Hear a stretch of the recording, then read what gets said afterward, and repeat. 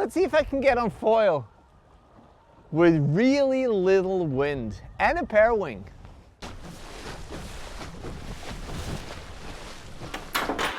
Welcome to Matt on Foil.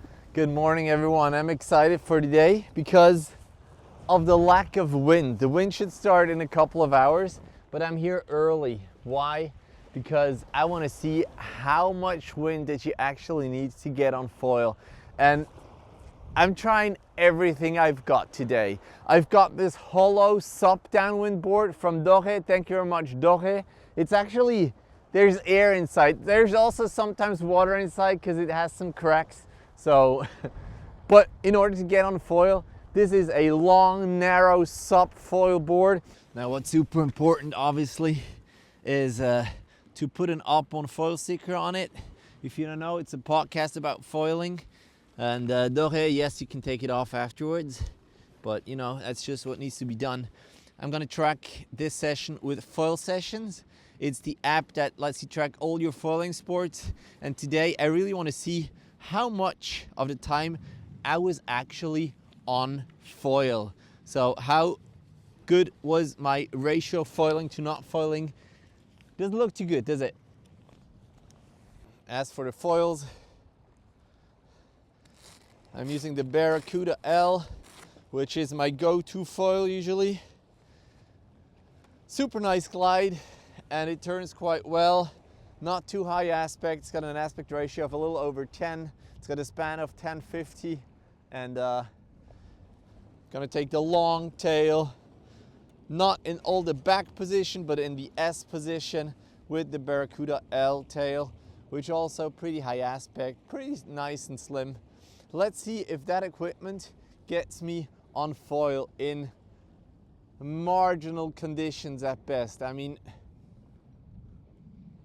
no white caps, maybe 5 to 10 knots. 10 probably not, but 5 to 8 maybe. Let's see if that works. This is the biggest Parawing out there. This is the 7.3 from 777.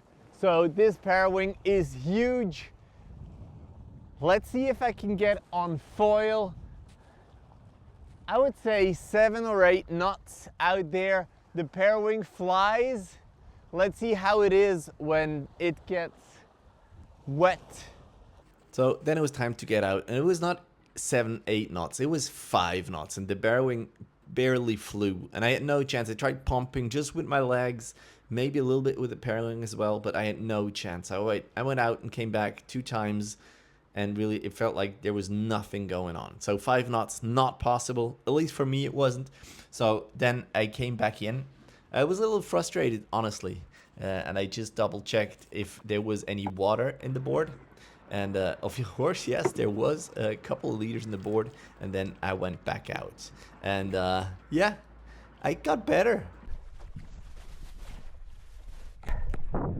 Okay, so what you want to do, you sit in your board, you find the center of the Parawing. With some Parawings it's easier, and then you just let the water out slowly. Make sure that it flies. And then as soon as there's a little wind, you let it go. You hold it in the front lines, and then you just sit there and check that everything is going smoothly. Then what I usually do is turn around with the legs a bit and go 90 degrees to the wind. Tilt the Parawing a little bit towards where I want to go. Put my hand on the front of the board while moving back just a little bit, and then try to get the leeward leg, the leeward foot onto the board in the back and get on my knees. If I need, I have balance here with 3 points or even 4. My knees, my foot in the back, and my hand, and then I bring my front foot under my hand, and if I feel comfortable, I stand up. And then I just taxi. I get my hand to the front of the bar, the one a little bit back, so I can sheet in a little bit, and then just try to move forward, find that balance. One hand, two hands, steer the Parawing a bit, and then just taxi. All right, so you're taxiing around, feels more or less comfortable. Yes, I'm in a flat, super important in the first steps. And then you feel there's a little power coming into your Parawing. What you're gonna do is you're gonna point the nose a little bit downwards by putting the Parawing to the front and steering with your feet. And then what you can do, you can sheet the Parawing in a little bit. So you hold it a little bit to the back, which puts it back into the wind window, more into the power zone. And as soon as you feel that power, you start pumping your feet just a little bit, rhythmic.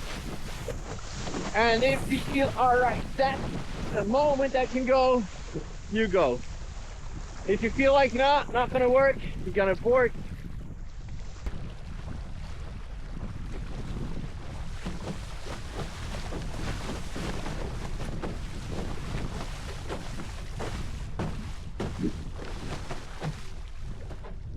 Oh my God!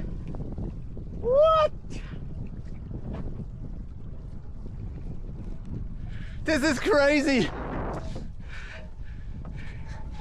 I mean, no white caps whatsoever. It works! Oh, crazy! It's exhausting though.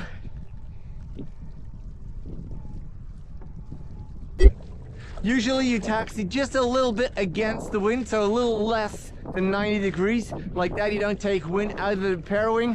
And as soon as you feel there's a little bit of wind coming, you go with both hands on the bar and point your nose just a little bit downward. So 90 degrees or maybe a little bit more, maybe 100, 110. Then you pull the Parawing back with your left hand just a little bit and start to make some smooth rhythmic movements so you feel where the Parawing is, where the power zone is. And basically you do that until you feel like there's a little bit of pressure in the Parawing. There's nothing here, so I'm just gonna go back in taxiing, going back upwind a bit, but I see a little bit of puff coming there. And as soon as I feel that in my hands, I'm gonna point downwards. It really depends on the Parawing as well. Some of them you want to fly a little bit more downwind, and some really want to pull you forward. All right, the wind is here any second now. I can almost feel it in the Parawing. As soon as I feel it, I sheet in a little bit. The wind goes back down in the wind window, and I start to pull a little bit, and I start using my legs. Legs are super important. Don't forget that balance. Legs are super important, and you start to just rock a little bit. And when you feel like, all right, I have it, you point back upwards against the wind because you don't want to outrun your Parawing, and then you go back and you're on foil. And you know foiling, right? As soon as you're on that foil, it feels super stable. Like this is easier than when you are on the board and not on foil. I highly recommend harness. That makes it, again, very stable, so you're not being yanked on your arms but on your ass, and that's usually the heaviest part of our body, not just of the one of your mom. Sorry about that. So after that, the wind started to pick up, and it picked up that much that actually the tripod fell down. So right there, it was time to finish up, to wrap up. And in conclusion, I would say that you need at least 10 knots to get on foil, regardless of the board. Maybe with a little bigger foil, maybe, but not even then. Like 10 knots, I would say, is the minimum. And maybe you can shave off 1 knot or even 2 with a huge front wing, but that's not going to be fun, is it? So yeah, for me, 10 knots is the minimum with a long board, with a bit Parawing. See you in the next one.